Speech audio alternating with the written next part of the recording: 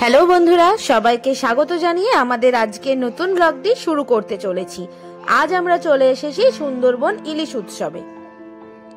মাত্র 2 রাত 3 দিনে সুন্দরবন কিভাবে ঘুরে দেখবেন, কোথায় থাকবেন, এবং আমরা যেহেতু ট্যুর প্যাকেজের মধ্যেই গেছিলাম, তো তার খরচ কত, হোটেলের রুমগুলি কেমন এবং খাবারের ব্যবস্থা কেমন, তারই সমস্ত খুঁটিনাটি তথ্য নিয়ে আজকের ট্যুর ব্লগটি বানিয়ে ফেললাম। ভিডিওটা স্কিপ না করে সম্পূর্ণ দেখার অনুরোধ রইল। তার আগে প্রতিদিনের মতন আবারও বলে রাখি, আমি মৌ, আর আপনারা দেখছেন মৌ নবাব ট্যুরিজম। আমাদের চ্যানেলে নতুন হয়ে থাকলে প্লিজ সাবস্ক্রাইব করে পাশে থাকবেন, আর ভিডিওটা ভালো লাগলে লাইক, কমেন্ট ও শেয়ার করে দেবেন। চলুন এবার ভিডিওটা শুরু করা যাক। আমরা প্রথমেই ভোর 5টা ট্রেন ধরেছিলাম হোম টাউন মাসদিয়া থেকে। শিয়ালদা এসে পৌঁছেছিলাম 7:30 নাগাদ। তারপর ওখান থেকে ক্যানিং লোকাল করে ক্যানিং স্টেশনে এসে পৌঁছালাম 9:30 নাগাদ। সেখান থেকে টোটো ধরে সোনাখালীতে পৌঁছাতে সময় লেগেছিল প্রায় 20 মিনিট। আমাদের ক্যানিং টু ক্যানিং প্যাকেজ ছিল জনপ্রতি 3300 টাকা করে, আর 5 বছরের নিচে বাচ্চাদের 800 করে, এবং 5 বছর থেকে 10 বছর পর্যন্ত বাচ্চাদের 1600 করে। আমাদের ট্যুর এজেন্টের ফোন নাম্বার স্ক্রিনে দিয়ে দিলাম, আপনারা চাইলে ফোন করে বুক করে নিতে পারবেন। আমরা যেহেতু 48 জনের গ্রুপ ছিলাম এবং আমাদের খুব কাছের বন্ধু সৌমিত্র ট্যুরটা অ্যারেঞ্জ করেছিল, তাই সংখ্যায় বেশি থাকায় আমাদের 3300 করে পড়েছিল। আপনারা চাইলে 2-3 জন মিলেও যেতে পারবেন, চিন্তার কোনো কারণ নেই, তবে সেক্ষেত্রে টাকাটা একটু বেশি পড়বে। তবে এর থেকে কম খরচেও অনেক ট্যুরের দাদারা নিয়ে যান, সেক্ষেত্রে খাবার ও হোটেলে একটু কম্প্রোমাইজ করতে হবে। ইলিশের সাইজটাও একটু ছোট হয়ে যাবে, আর হোটেলে এসি রুম হয়তো পাবেন না, সেটা আপনাদের যার যার নিজস্ব মতামত। তবে আমরা বলবো, একটা মানুষ সারা বছর ওয়েট করে থাকে 2 দিনের ছুটিতে কোথাও বেড়াতে যাওয়ার জন্য, সেখানে হোটেলে থাকা ও খাওয়ার ব্যাপারে আশা করি আজকাল কেউই কম্প্রোমাইজ করতে চান না। এটা আমার একান্ত ব্যক্তিগত মতামত। আপনারা প্যাকেজে ভীষণ ভালো থাকার হোটেল ও খুব ভালো খাবার পেয়েছি, চলুন সেটাই আপনাদেরকে ঘুরে দেখাই। এবারে বলি আমাদের গল্প। আমরা সোনাখালীতে তো পৌঁছালাম এবং সেখানে এসে হঠাৎ বৃষ্টি শুরু হয়ে যাওয়ায় আমরা প্রায় স্নান করে বোটে উঠলাম ভিজে। বোটে উঠে ওখানকার চেঞ্জিং রুমে গিয়ে ড্রেস চেঞ্জ করে নিলাম, তখন প্রায় 11টা বেজে গেছে। বৃষ্টির জন্য আমাদের বোটে উঠতে একটু লেটও হয়ে গেছিল, তো কোনো ব্যাপার নয়। চেঞ্জিং রুমে চেঞ্জ করে লাগেজ নিচে রেখে আমরা বোটে সিঁড়ি দিয়ে ওপরে উঠে এসে সকালের ব্রেকফাস্টে লুচি ও আলুর দম খেয়ে নিলাম, এবং সাথে মিষ্টিও ছিল।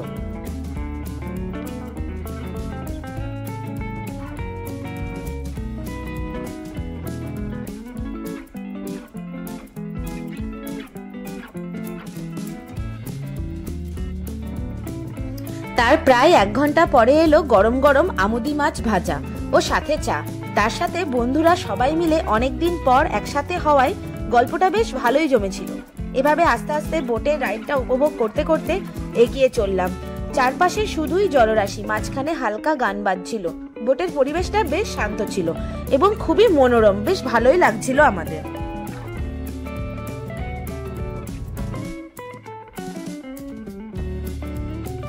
এবারে একটা স্পটে আমরা নেমেছিলাম। হ্যামিল্টন সাহেবের বাংলো, বেকন সাহেবের বাংলো দেখে রবীন্দ্রনাথের গোসাবা বাংলো পরিদর্শন করব, দিয়ে বোটে ফিরবো সেই উদ্দেশ্যে। কিন্তু আমাদের কপাল খারাপ থাকায় আমরা অতি বৃষ্টির কারণে ওই জায়গাগুলো নেমেও কিছুটা এগিয়েও আবার বৃষ্টিতে স্নান করে বোটে ফিরলাম। প্রকৃতির ওপর তো কারোর হাত নেই, তাই আমরা বৃষ্টির জন্য ওই জায়গাগুলি না দেখেই ফিরতে বাধ্য হয়েছিলাম। তারপর আবারও এসে বোটে উঠলাম। এইভাবে বেলা গড়িয়ে কখন যে দুপুর চলে এলো বুঝতেই পারলাম না। দুপুরের মেনুতে ছিল সাদা ভাত, ডাল, আলুর চিপস, ইলিশ মাছ দিয়ে পুঁই শাকের তরকারি, ইলিশ মাছ ভাজা, সর্ষে ইলিশ, চাটনি, পাঁপড় এবং মিষ্টি। মাছের সাইজগুলোও ছিল বেশ বড় বড়। তারপর বোটে মধ্যাহ্ন ভোজন সেরে কিছুক্ষণ পরে একটা করে গোটা পেয়ারা সবাইকে দিল। আস্তে আস্তে এইভাবে দুপুর গড়িয়ে বিকেল হয়ে গেল এবং আমাদের নামারও প্রায় সময় হয়ে এলো। আমরা পাখিরালাতে নামবো।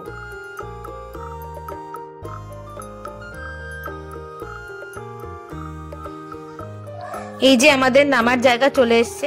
আমরা পাখিরালাতে একটা হোটেলেই থাকবো, তো যথারীতি লাগেজ নিয়ে হোটেলে ঢুকে রুম সিলেক্ট করে একটু ফ্রেশ হয়ে নিয়ে সন্ধ্যার চা ও চিকেন পকোড়া খেয়ে নিয়ে আমরা যোগ দিয়েছিলাম সান্ধ্যকালীন অনুষ্ঠানে।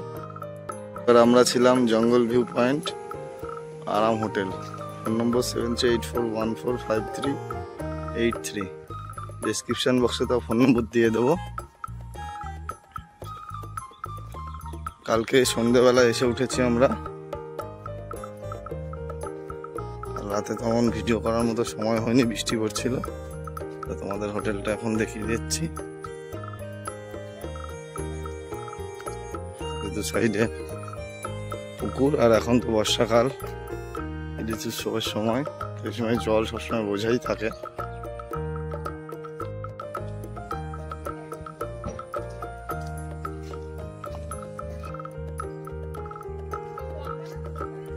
যখন ইচ্ছা।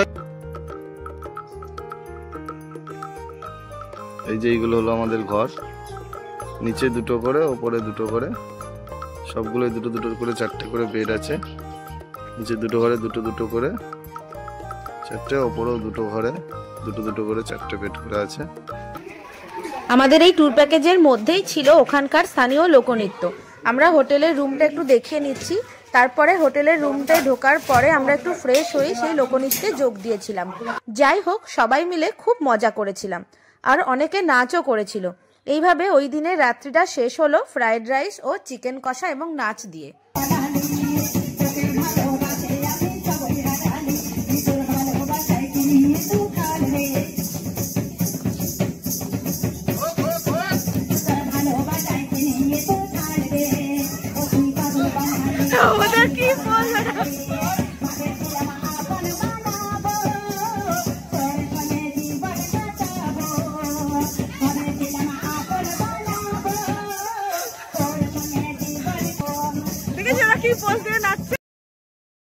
পরের দিন সকালে উঠে খুব ভোর ভোর স্নান সেরে নিলাম। তারপরে চা বিস্কুট ওরা দিল, সেটা খেয়ে চারপাশের জায়গাটা একটু ঘুরে দেখতে বেরিয়েছিলাম।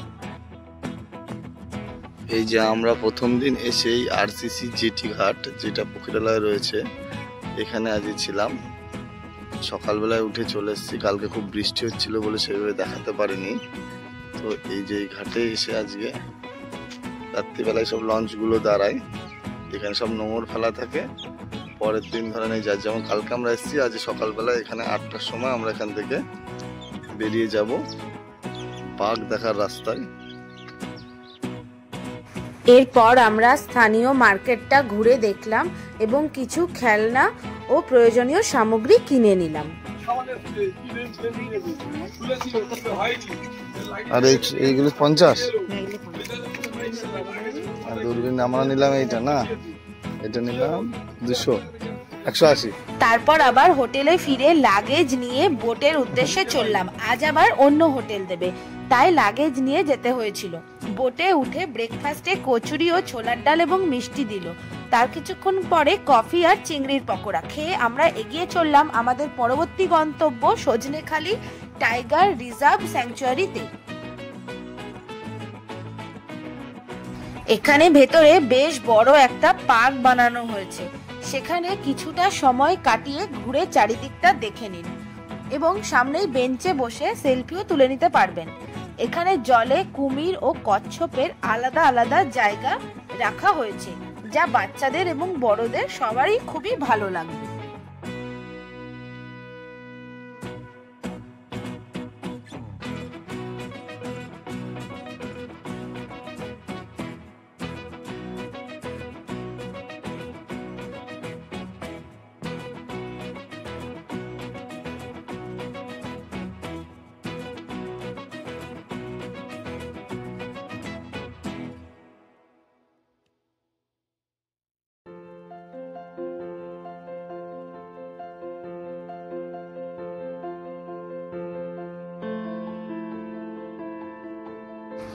তারপর ওয়াচ টাওয়ারের মাথায় উঠে চারপাশের জায়গাটাকে ভালো করে পর্যবেক্ষণ করুন। ভীষণ সুন্দর লাগবে। এখান থেকে কুমির এবং কচ্ছপও দেখতে পারবেন। কপাল ভালো থাকলে হরিণও দেখা যাবে এবং বাঘের দেখাও মিলতে পারে।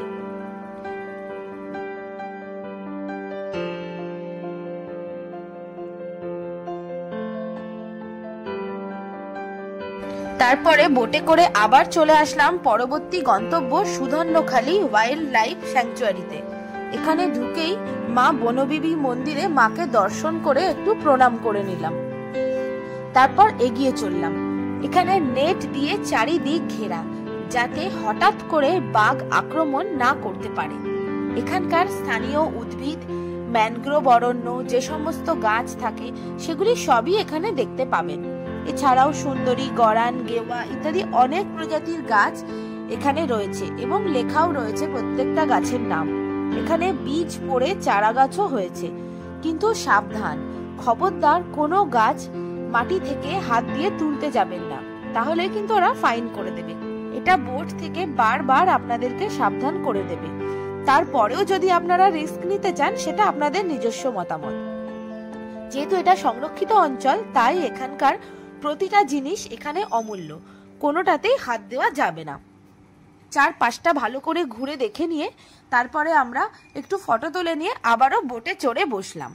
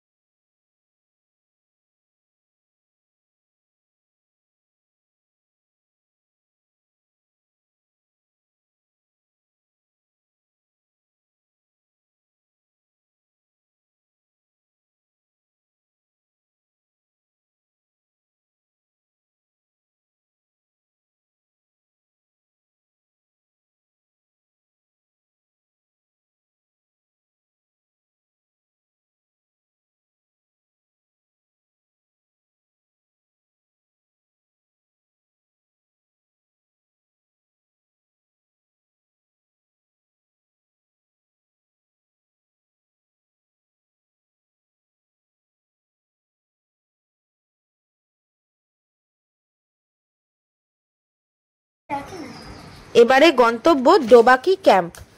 এখানে কপাল ভালো হলে বাঘের দেখা নাকি মিলবেই, এমনটাই শুনলাম। ভীষণ উত্তেজিত হয়ে ভেতরে প্রবেশ করছিলাম। আমার ছেলে তো আবার 2 হাতে দূরবীন নিয়ে চলে গেল, যদি বাঘ বাবাজির দেখা মেলে সেই উদ্দেশ্যে। চারিদিকে সরু রাস্তা, উঁচু করে রেলিং দিয়ে ঘেরা, যাতে করে কোনো রকম দুর্ঘটনা ঘটার সম্ভাবনা না হয়। এখানে জোয়ার ভাটা হলে পার্থক্য নাকি চোখে পড়ার মতন, জল ওপরে চলে আসে, আবার ভাটা হলে জল নিচে চলে যায়। যাই হোক, বাঘের দেখা পাই আর না পাই, অনেক অনেক লাল ও হলুদ কাঁকড়া, বিভিন্ন শামুক, হরিণ, কচ্ছপের দেখা পেয়েছি, বাঘমশায়ের দেখা পাইনি।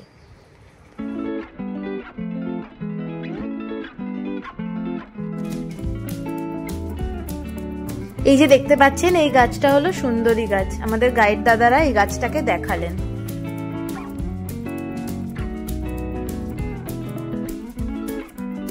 এবারে বোটে উঠে আমরা মধ্যাহ্ন ভোজন সেরে নিলাম।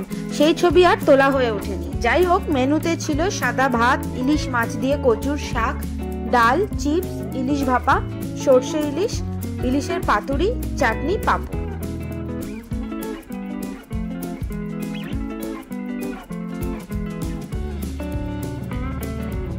তারপর বোটের সূর্যাস্তটা দেখতে দেখতে ও গল্প করতে করতে কখন যে সন্ধ্যা নেমে আসলো, এবং সন্ধ্যায় আমরা আবার নামবো পাখিরালাতে।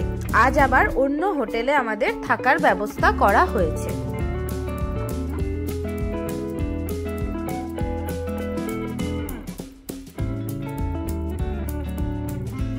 আজকের রাতটা আমরা যে হোটেলে থাকবো তার নাম অভিনন্দন রিসেপশন।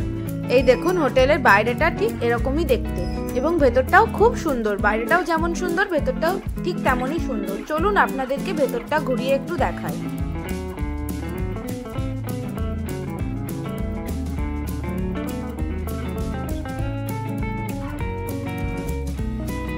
এই যে আমাদের রুমের ভেতরটা ঠিক এতটাই বড় ছিল, পাশাপাশি 2টো খাট রাখা ছিল। এসেই যেহেতু আমরা একটু লাগেজগুলো এলোমেলো করে ফেলেছি, সেই জন্য খাটটা একটু দেখতে নোংরা লাগছে, না হলে খাট মাট খুব সাজানো গোছানো সুন্দর ছিল, এবং বাথরুমটাও ছিল ভীষণ সুন্দর, চিমচাম গুছানো সুন্দর।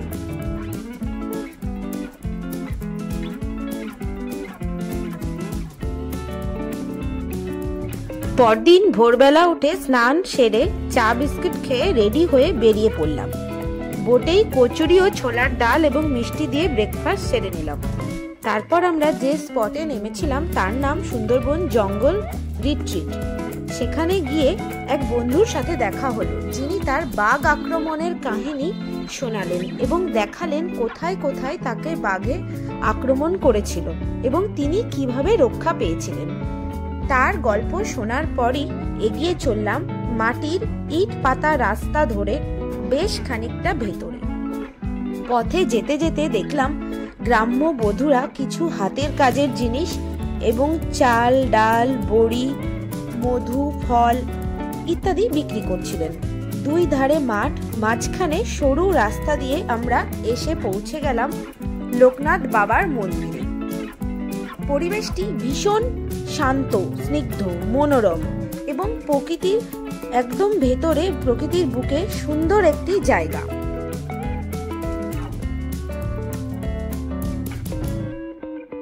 লোকনাথ বাবার মন্দির ঘুরে, বাবাকে দর্শন করে এবং চারপাশের পরিবেশটা ভালো করে দেখে ছবি তুলে তারপর প্রসাদ গ্রহণ করে আবার আমরা বোটের উদ্দেশ্যে ফিরলাম।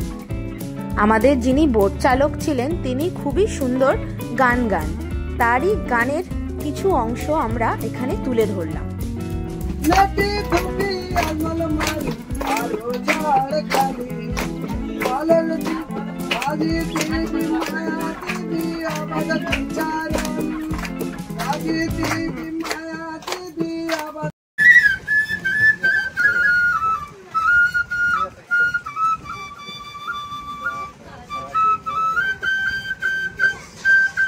আজকের মতন সুন্দরবনের ব্লগটা এখানেই শেষ করছি। ভিডিওটা সবার কেমন লাগলো প্লিজ কমেন্টে জানাতে ভুলবেন না, আর ভালো লাগলে একটা লাইক ও শেয়ার করে দেবেন। আর আমাদের পরিবারে নতুন হয়ে থাকলে এই ধরনের ট্যুর রিলেটেড ভিডিও পেতে সাবস্ক্রাইব করে পাশে থাকুন আর আমাদের চ্যানেলটিকে এগিয়ে নিয়ে যেতে সাহায্য করুন। সবাই ভালো থাকবেন, সুস্থ থাকবেন। আজকের মতন টাটা।